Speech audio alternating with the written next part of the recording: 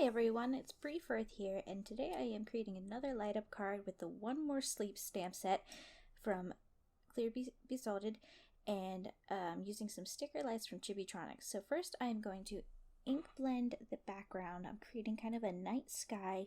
I've used a pencil to draw a half moon shape where I'm going to be placing the stamp set. And now I'm taking some post-it note tape and masking off the bottom of the card.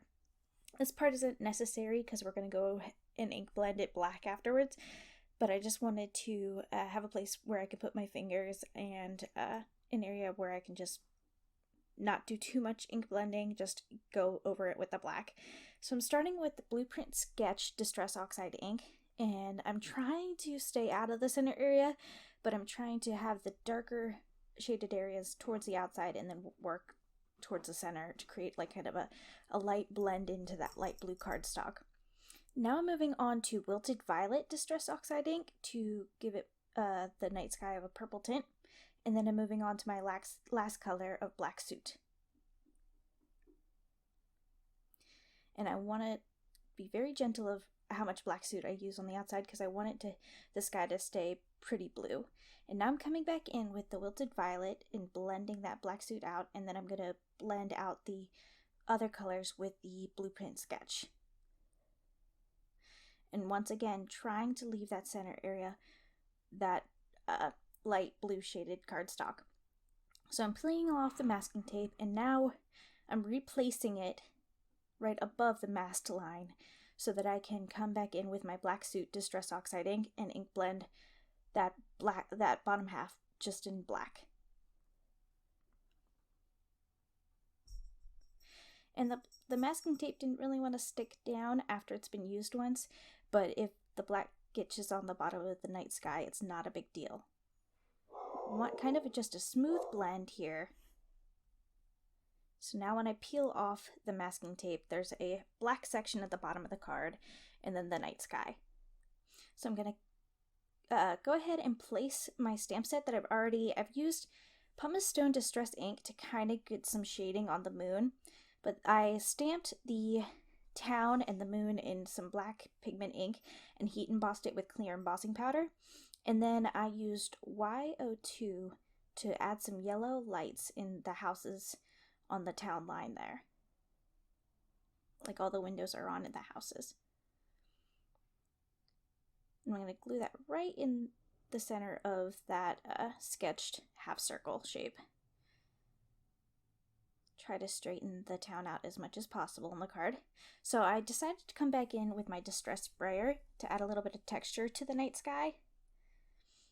And it's just using plain water, and then I use a paper towel to soak up the excess water.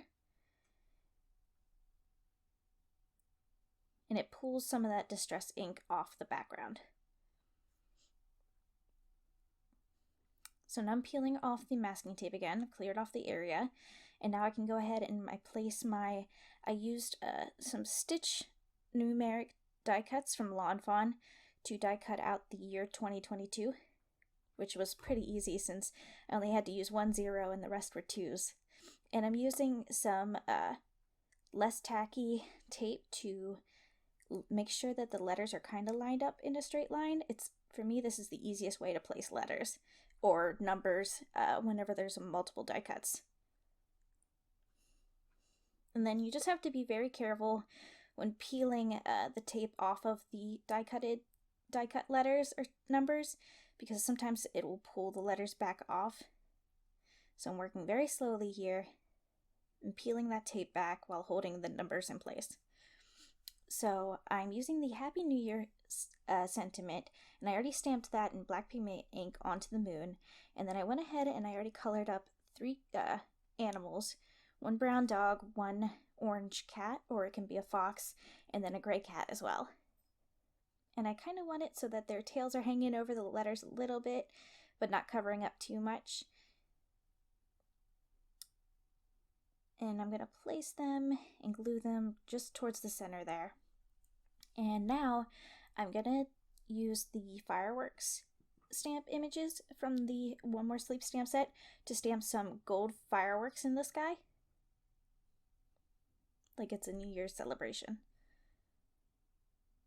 And I'm using my embossing buddy to remove any static that might be on the card or areas that might stick to the embossing powder. And then I'm going to pull out my mini Misty so that I can place the fireworks exactly where I want them.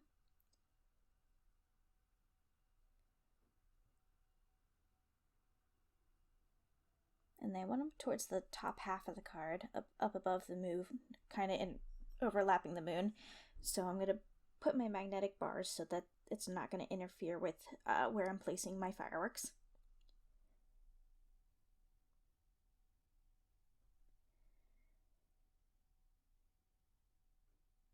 And I want the fireworks just slightly overlapping the moon.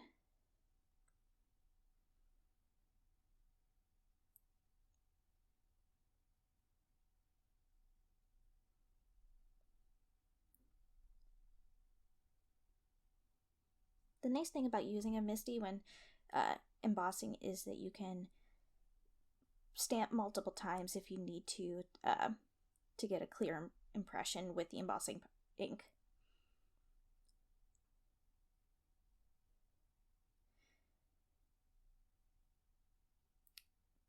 So I'm going to stamp with the bigger firework one more time up in the top left corner to add one more firework into the night sky.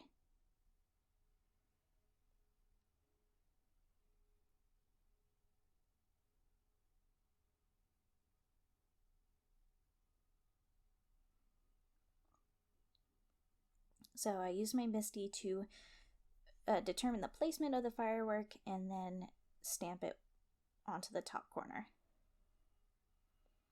Okay, so now I am pulling out my coffee filter and my gold embossing powder, and I'm going to dump the gold embossing powder right into that coffee filter to catch all the excess. And I'm tapping it to try to get off all the excess embossing powder. And now I'm going to heat emboss. I sped up this part of the video just because heat embossing is pretty repetitive. And as you can see, once the embossing powder is activated, it becomes this metallic gold, which is really pretty. So I'm using my picker tool and the piercing edge to poke holes right in the center of these fireworks, and that's where we're going to place our sticker lights.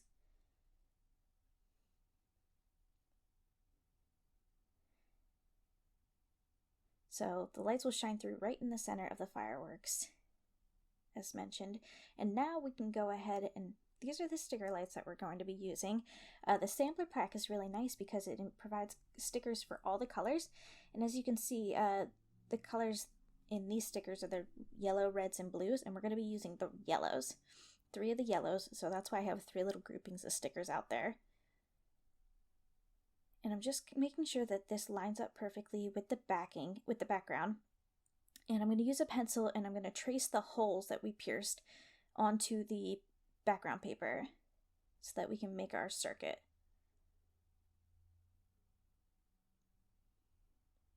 And down at the bottom, I'm kind of tracing where I want the push mechanism to go. And that's where the battery is also going to be located. So I'm going to use my pencil to trace the battery so we can build the battery holder in that location.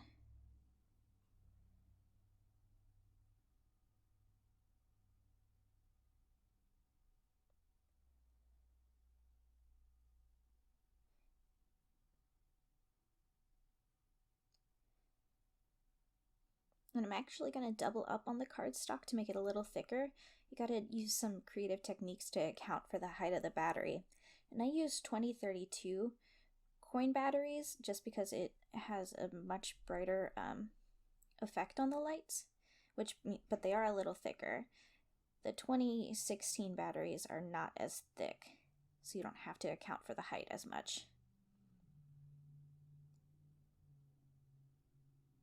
So I'm going to glue that layer onto the back of our background paper.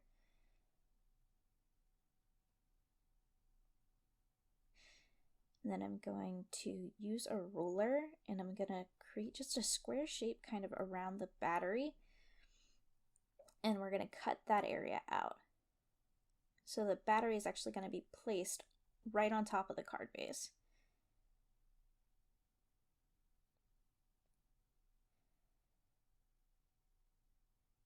So we want the cutout area just thick enough so that we can slide the battery in. And we're going to take some scissors and cut right on those lines.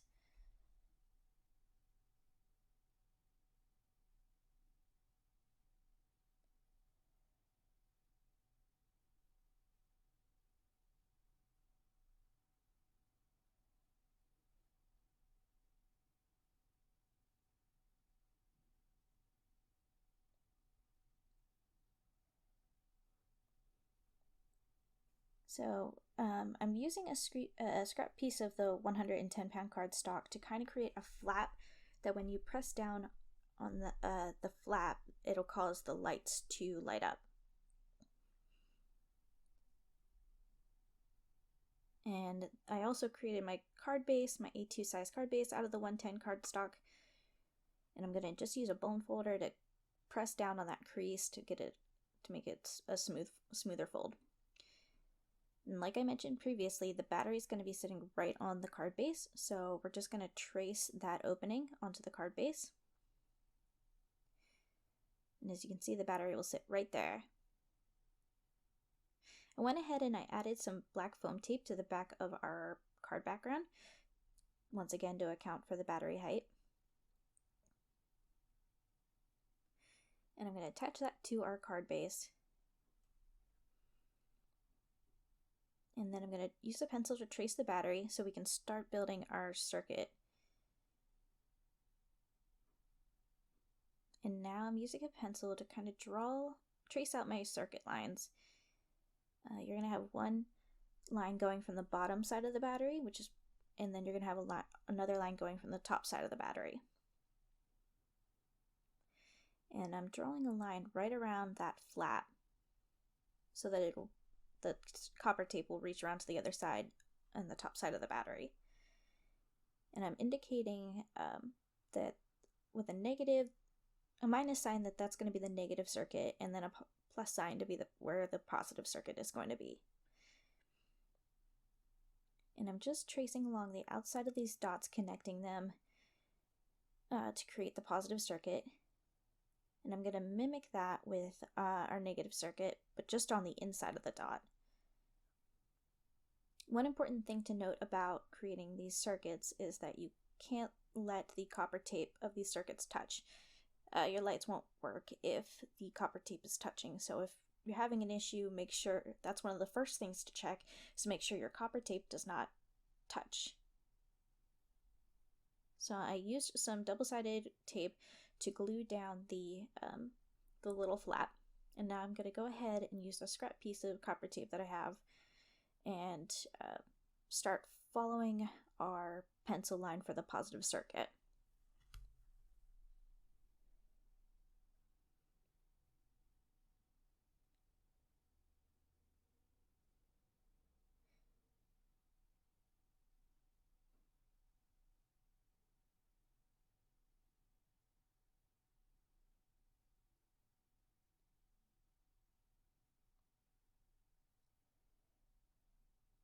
And when you run into like a 90-degree corner, the best way to approach that with this copper tape is to fold it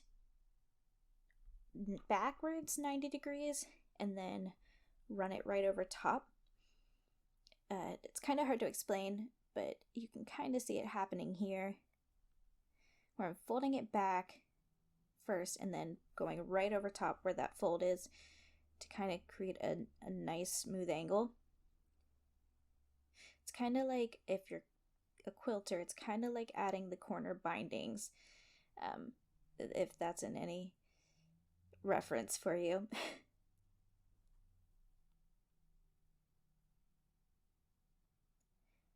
So now I'm just going to take my scoring tool and make sure that the copper tape has a smooth connection with the cardstock.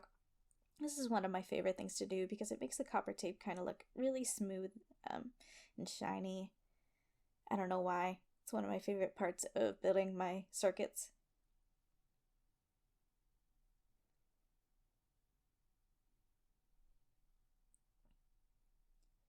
So now we're going to go ahead and build the negative circuit.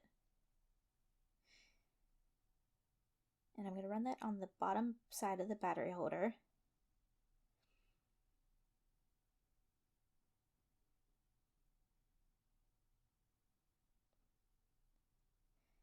I'm going to run it up right before we intersect with the positive circuit. Sorry about my head here.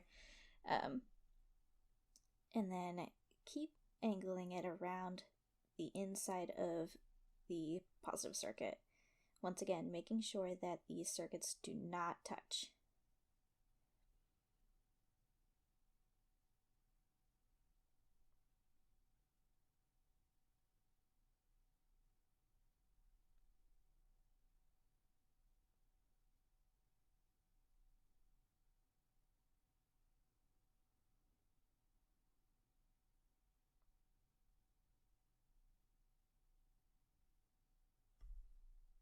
Now we can go ahead and add our sticker lights. Once again, we're using the yellow stickers, and the way that you can tell that this is yellow sticker, one second while my camera comes into focus, there's a Y for yellow, and then there's also a positive and a negative indication. And you want to make sure that the side with the positive, with the plus sign, goes on the positive circuit, and then the side with the minus sign, goes on the negative circuit. So that's also an easy mistake to make. So if you're having issues, double check that the plus sign is on the positive circuit and the negative minus sign's on the negative. And as you can see, our sticker lights work. So I already added sticker tape to the background paper after we built our circuit, and it is okay, sorry, not sticker tape, foam tape. And it is okay to place foam over top of your circuit. Just avoid the sticker lights and your battery holder mechanism. You don't want to tape that shut so that you can't get the battery in and out, or if it interferes with your push mechanism.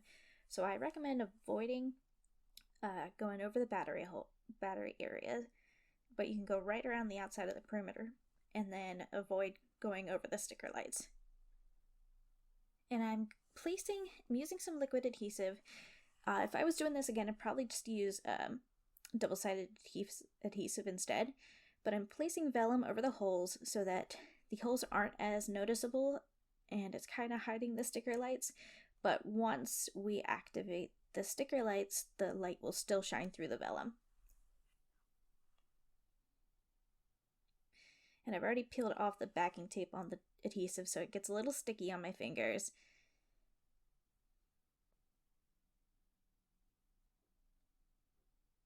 We're just going to place that down right over top of the sticker areas. Make sure our lights shine through directly where we have poked the holes.